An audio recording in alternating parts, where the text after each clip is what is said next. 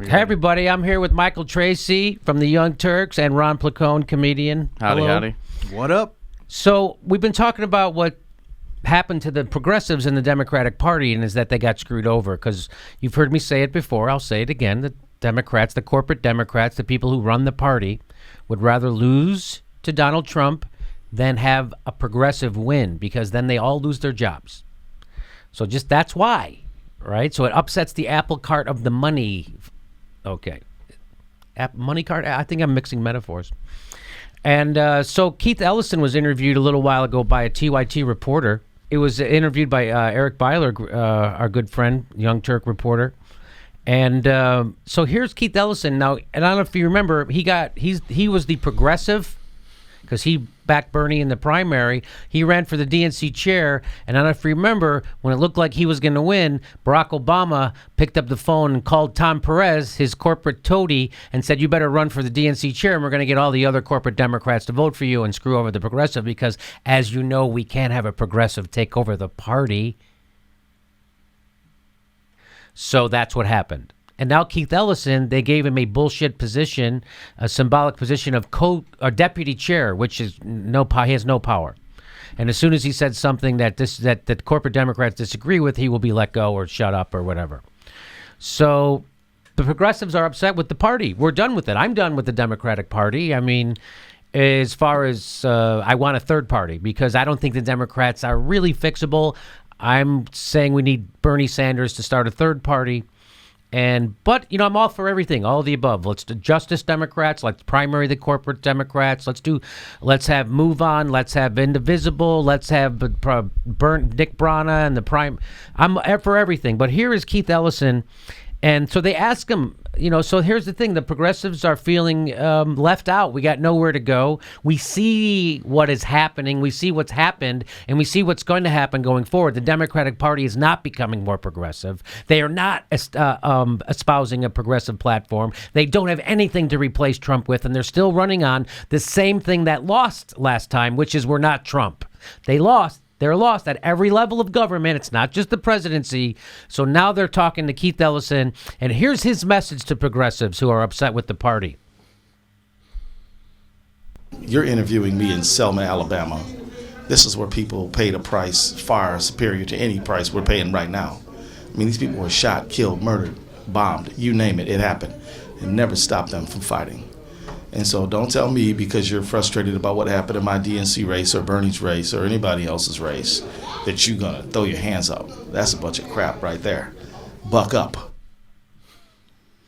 Now, I don't want to be too hard on Keith Ellison, but I remember when Martin Luther King told protesters in his movement in Alabama to buck up and just accept that they can't go to college there. Remember that? Remember when he told Rosa Parks, buck up and sit in the back of the bus so you didn't get the front seat. Buck up.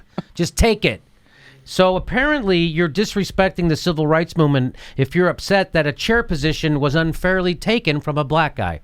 You're disrespecting the civil rights movement if you're upset about that. That's the question. So this is what I'm hearing. If he means something different, I wish people... What do you think he means by that, Michael Tracy? Well, the weird thing is he's responding to a straw man. So nobody has suggested that we should all become apathetic. Right. Or we should cease caring about politics in the United States.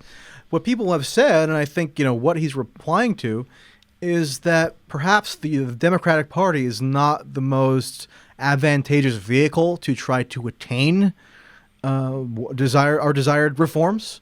And if his idea is bucking up means just suck it up and dispense with your qualms about how the party operates and continue to support them and be in that mode of activism, then... I don't know. What is he saying? I mean, there are plenty of alternate venues for people to express their political feelings and get involved in activism that have nothing to do with the Democratic Party per se. So when he says buck up, nobody has saying, oh, I'm just going to slink away and decline to do anything anymore.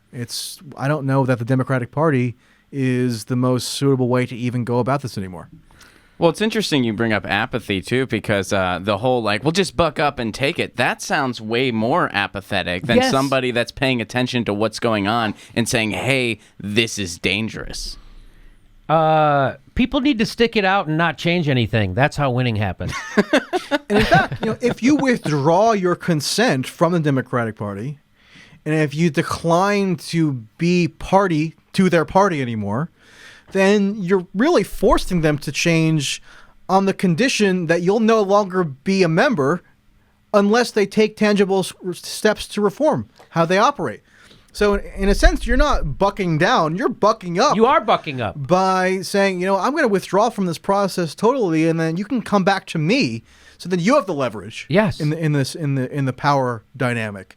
So, once you're ready to accept certain conditions for my participation, then I'm willing to rejoin. But for now, I'm out of here. So, I mean, maybe he means something different, but it sounds like that what he means is just because things didn't go your way with Bernie or with this chair doesn't mean you should quit the Democratic Party or quit voting for us or supporting us.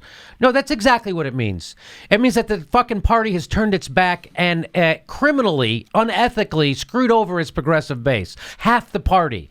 And by the way, if you were doing it because you knew you were going to win and you won, that would be one thing. You're losers. You're wiped out. You didn't just lose to Trump. You lost at every level of government. You're wiped out at the state level. You're wiped out in Congress and the Senate. You guys are wiped out, and you lost to the most beatable politician in the world, and you don't want to change at all. And that's the problem. That's not bucking up. Bucking up is that what he says is put your head in the sand and let's just keep going what we're always been doing.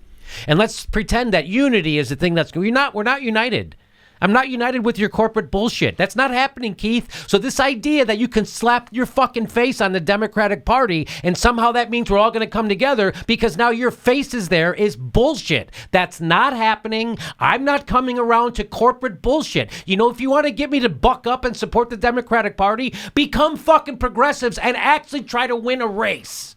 Try to win a race by appealing to the people you're supposed to be representing, not Silicon Valley, not Wall Street, and not the military-industrial complex. Where's your fucking platform, Keith? Where's your platform for ending the 7 wars Barack Obama got us in and investing that money back at home? Where's your platform for free college or $15 minimum wage? Where's your platform for ending fracking? Where's your platform for a Green New Deal? Where's your fucking platform, Keith? You ain't got one except telling people like me to shut up. I'm telling you to shut the fuck up. Get your head out of your ass because you're a loser, and so is the goddamn Democrats, and the whole country's going down the toilet because of people like you keep telling people like me to buck up. I'm telling you to buck up and fucking speak out against those corporate Democrats and don't take their crumbs because I ain't taking their crumbs. I'm asking you to buck up and be a fucking man and stand up.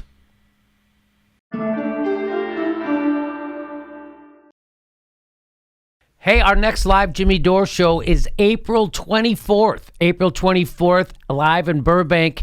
We do 2 shows a month, live shows, so get your tickets right down there, jimmydorecomedy.com.